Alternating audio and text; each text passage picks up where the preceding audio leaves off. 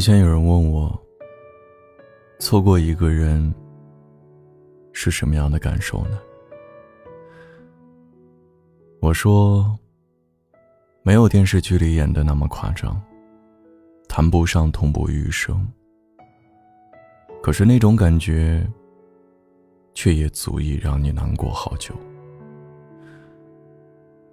错过一个人之后，你会在一些很普通的场景里一遍又一遍地想起他，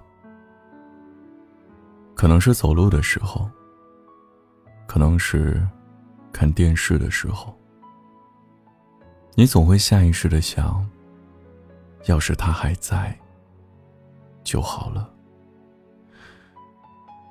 人与人之间的错过从来都是有因可循，也许是在一起的时候不够注重细节，也许是当时太过年少，不懂得何为珍贵。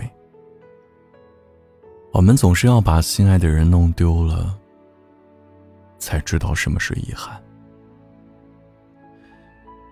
你知道吗？在这个世界上，没有谁会一直等你。当一颗心累了，就会想要放弃。我听过一段话说，一个人最残酷的时候，就是知道一段感情不合适，再难过也要狠下心说再见。虽然转过身的那一瞬间很孤独，但是你不知道你的背影有多好看。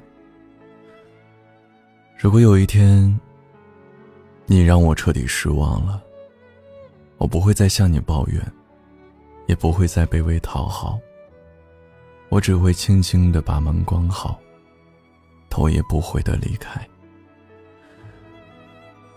如果说有些爱注定散落天涯，有些人注定到此为止，我愿你知道，我很爱你，但也不能委屈自己。我曾等过你，但是很遗憾，你错过我了。